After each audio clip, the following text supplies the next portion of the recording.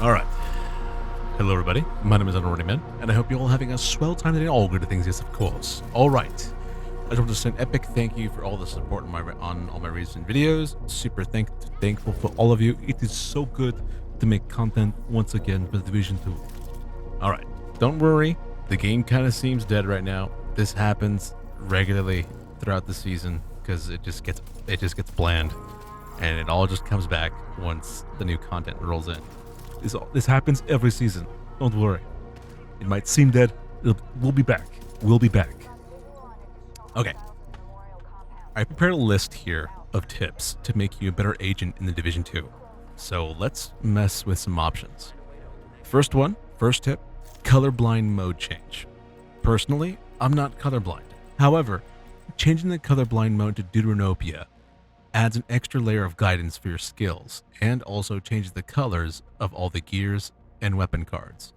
It's better on the eyes, to be honest. It makes the gear and weapon cards a lot more dominant, a lot more prominent, I guess. It's better. This is also a great way to identify the real radius of enemy skills. As you see skills sometimes when they're on the ground, this is a way to better identify where it is and where it's going to affect you. Tip number 2. Show damage numbers. Not sure if this is on by default, but this is good to have if you're trying to optimize your builds. Big numbers. Also hit up the UI scrolling combat text options to change the way they appear on screen. They can be stagnant, or they can be rolling, or they can be bolder. Change around what you like, whatever's best to your liking. Tip number 3. Show skills on group frame. So you can flame your teammates.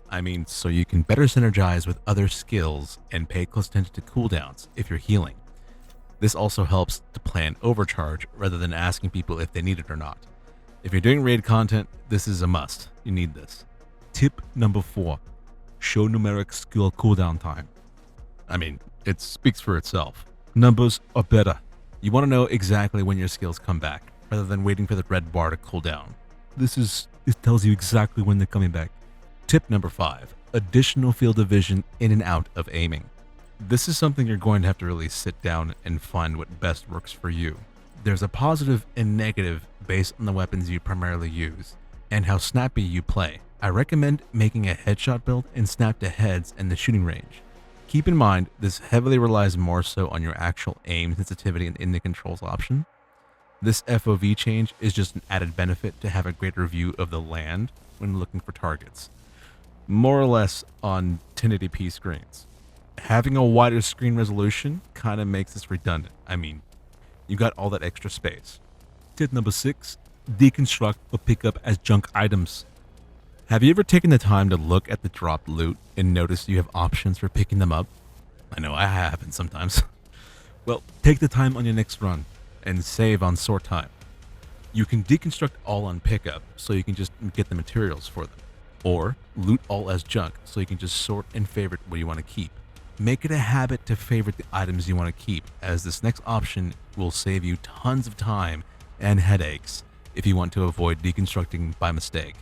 Tip number 7. Gear and weapon sorting. 90% of your gameplay is going to be staring at this menu for hours, trying to figure out what to keep or what to destroy.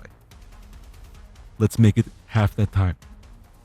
Open up your inventory, and after sorting through and favoriting what you want to keep, and again, make it a habit to favorite what you want to keep.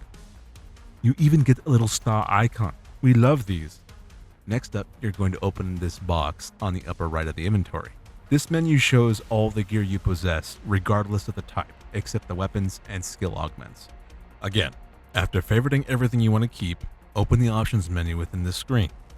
You're going to see a lot more options for your viewing experience, but there's one key option that saves you time rather than selecting every gear piece you want to deconstruct. Mark all as junk. Whatever is not marked as a favorite will be marked as junk. Now you can exit this menu, and using your corresponding button to your system, you can deconstruct everything without worry of scrapping something you did not mean to. Same thing with your weapons and sidearms. The same thing applies. Favorite what you want to keep and mark all as junk, and deconstruct as you see fit. This also works on the stash menu if needed. This is also a fantastic way to expedite the expertise grind. when you can just donate all marked as junk gear and weapons to the expertise library. And final gameplay tip, I'm going to go off script for a bit. Whenever you're foamed, just look down. Don't aim down sights, just look down and shoot at your feet instead of pressing and holding whatever button to your system. This is going to train you to fight one of the bosses in the raids, as all you can do is look down and shoot. You cannot press a button. So one of the raid bosses needs you to shoot at your feet when you're foamed. Good training. Alrighty then, there you go. Lots of tips that honestly make you a better and optimized player for the Division 2. My name is Unrunning Man, and I hope you guys enjoyed the video. A very short tips video. Please let me know of anything I may have missed, or post your own tips down below in the comments down below to help others. If today was your birthday today, or any other day you don't decide to stream or upload on this channel, then of course, have yourself an amazing, happy freaking birthday. Autobots, transform and roll on.